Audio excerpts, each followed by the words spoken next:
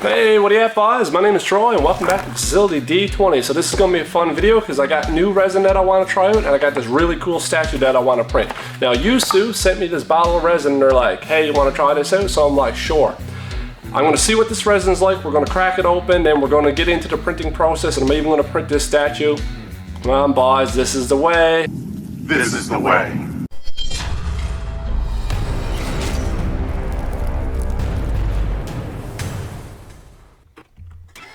Packaging was really nice and this came to me without any issues, and the bottle is a really nice anodized aluminum. Some instructions on the box here for exposure settings and how to handle it. Guys, I'll link in the description where you can pick up this resin. I'll let you know after I'm finished printing with it what I thought of it.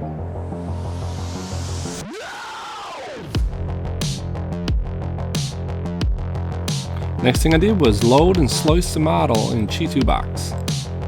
You can see here that this first print was a pretty tall print and it was going to run me about 12 hours and cost about $3.62. Everything else was printed on one print. I pretty much filled the bed up here. And this print was going to run about 8 hours and cost me about $2.88. This is the way.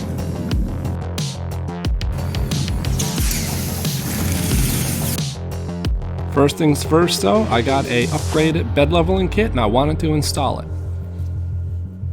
So I went ahead and started stripping off the OEM parts off the bed.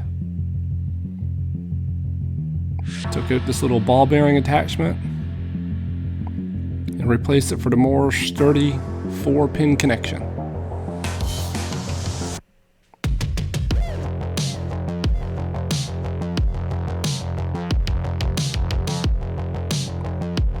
Once it was assembled, I put it into my printer, lowered it into place, leveled the bed.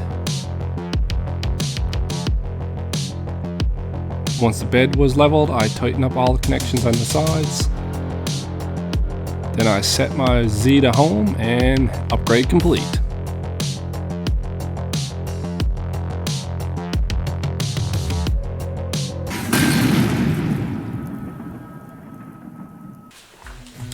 Well, first things first, got the files right here, gonna load them in. We're gonna pop the seal on this resin, take a look at that bottle, and then we're gonna pour it in, hit print, and then we're in business.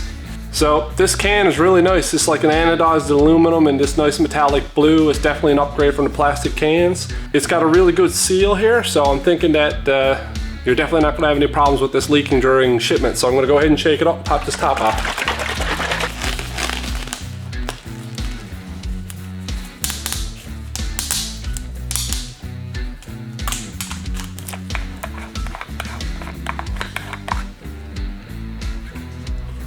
Looks like we got another little stopper in here, like a cork. Yeah, this is sealed real good. There we go. Let's get it in there. Guys, if you're enjoying this video, go ahead and smash that like button. Help appease those algorithm gods. I appreciate it a lot and it helps out. Thanks, guys. So the first thing I noticed about this resin is that it didn't have a lot of fumes. It was pretty average smelling compared to other resins I use. I noticed that when I shook it up, it was a lot more bubbles in it, but that could be just because of the color. So guys, go ahead and smash that subscribe button. This channel is really growing lately and it's so cool to have all you guys here with me, and I love interacting with you guys in the comments. Make sure you let me know in the comments if you printed statues like this before, because this is my first. It's been sitting in here now for like the last 10 hours. I printed this last night and I didn't get a chance to come out of here until after work. But from the little sneak peek here, it's looking pretty good. I'm excited to get this out and really size it up.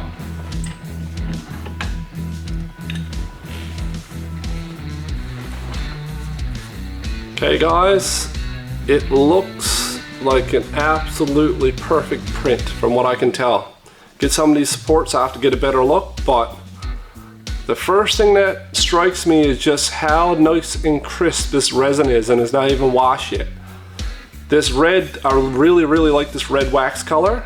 It's almost got like a flesh tone, so I guess it's kind of helping the model right now, but it's just a lot easier to see the details in. Yeah, this is a beautiful print. I can't wait to get this out of the sports. Okay, let's get this soaking in some hot water. I must say they did a really good job with the pre-supports on this model too. These are coming off really nice. Wow, look at that. Just about perfect. So I do have a little bit of an issue with the fingers here. A little bit of issue with the fingers. So I'm gonna have to fix that up a bit with some green stuff or something. Then I used some IPA to wash this model, and I gotta say though, this resin took a little bit extra washing time, so I ran this thing through 2 times at 5 minutes each. Then I loaded the printer up, topped it off, and got ready to do the second print.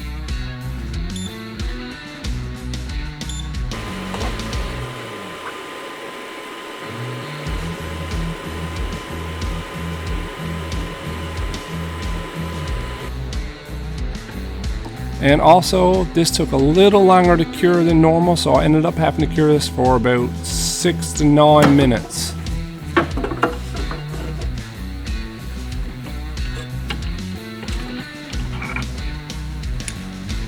The rest of these parts are looking pretty good too. Let's get them out of here and see what they looks like all cleaned up. Not sure about this head. It don't look like the best print. I definitely got some sort of layer shifting going on some of this stuff. Look. It's not the end of the world. I think I'm going to use these parts anyway, but I might reprint that head. Okay guys, I'm not happy with how the head came out, so I sliced up just the head and I'm going to print it again and compare it. I think my build plate wasn't tight enough.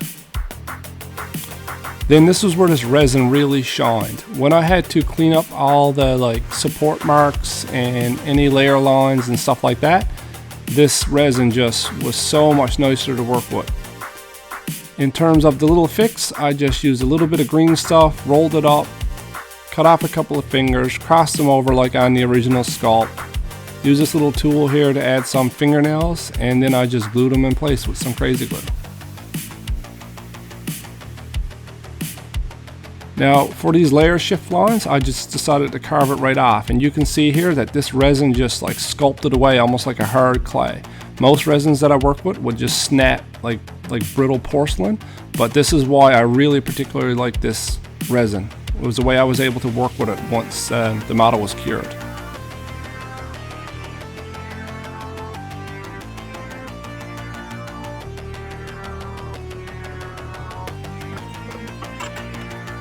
Then the head was done.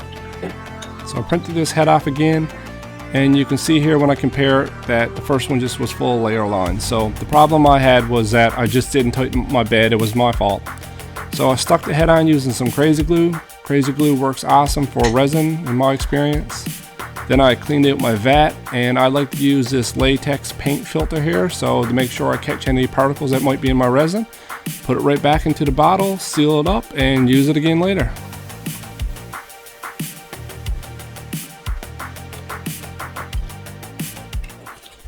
Hey, so it's occurred to me, some of you guys might have clicked on this video because of the thumbnail, thought I was going to talk about her lack of armor. Well, nope, I'm not really going to do that, but I am going to paint her.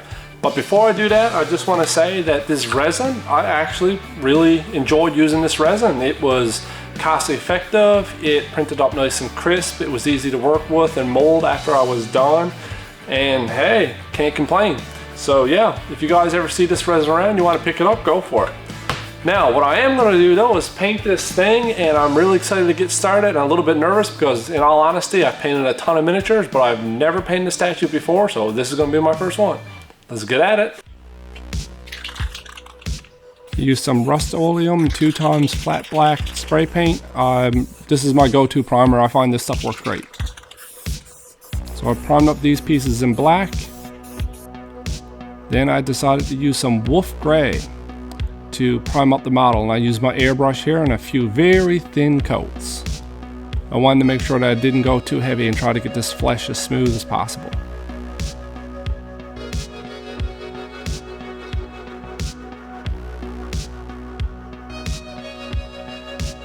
These are the colors that I'm going to use to go ahead and work up this flesh tone. The first thing I did was some pre-shading, and I used some acrylic white ink and just hit all the high spots on the muscles that I figured would shine a little brighter, try to add some contrast. So when you're using light colors and thin down paints, pre-shading works pretty good. Sometimes it don't work that great. I also did it on the cloak here as well. Then I started with some bronze flesh, and I just gave it I gave it 2 light coats of bronze flesh. Just very thin coats, and slowly let it dry so that I wouldn't soak up too much paint on the surface and cause it to run. So that's pretty much what it was looking like after 2 solid coats. Next, using a downward angle, I used some elf skin tone, and I just kind of sprayed this on fairly heavy, but in this downward direction so that I would hit all the high parts of the model. Then I went in the third time with some Army Painter D&D Fair Skin, light pressure, and a small thin line from the airbrush, and I just hit all the raised parts on the model. And this really do pop, especially in real life. It's got a little more contrast even than what the camera is able to pick up here. So at the end of the day, really happy with how this flesh tone came out. And then I hit the whole thing with some satin varnish because I knew that I would probably end up smearing some paint on this skin tone. It'd be a little easier to clean up if I hit it with some varnish. Then I used some red acrylic ink, and the nice thing about acrylic ink is kind of semi-transparent, so it really works good for pre-shading. So I was able to pretty much give this cloak a lot of contrast with one simple coat of red.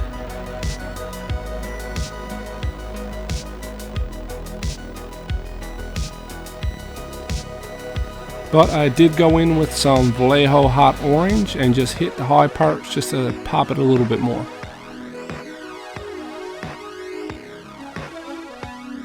Next up was a base coat of Vallejo Gunmetal.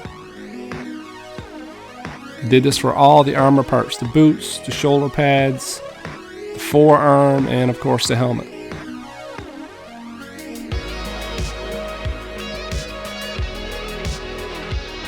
Next I used some Nolan oil, Citadel shade, and just gave a really light watered down coat of black wash over all the armor parts.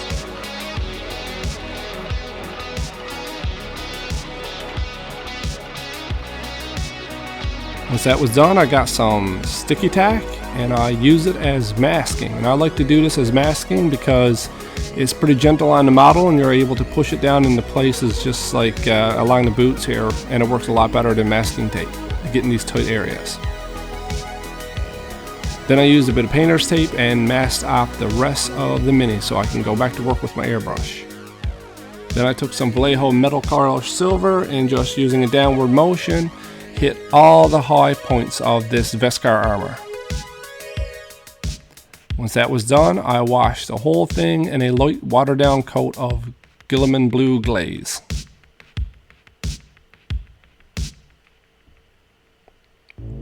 And then the final step was to go back in with the Vallejo Metal Silver and just do a light dry brush over it all to add some weathering and make some of that blue disappear.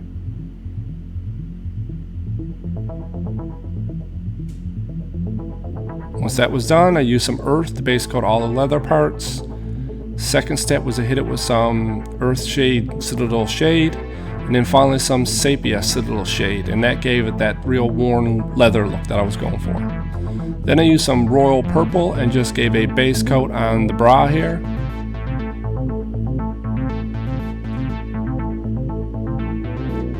Then I hit it with some violet wash by Citadel, just a nice light coat. Then I went in with a light 50-50 mix of purple and white and just picked out all these little details on the bra here just to give it a little more extra contrast. And I was pretty happy with how that looked, so I didn't bother to do any more with it. Then I used a bunch of colors here to work up these grays and blacks on her wraps on her arms and her socks. And then I decided just to use a straight black on this part of her elbow pad here. Just kind of give it that like black latex look. Next I used some Underdark Indigo and painted her Daisy Dukes here.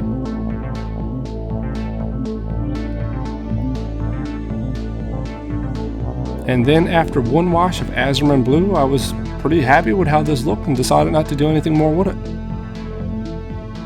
So guys, I've got a Patreon too if you want to support the channel. I'll link it in the description below. Go check it out. I offer some exclusive videos and some more fun stuff over there. Check it out. There's always something cool on the go.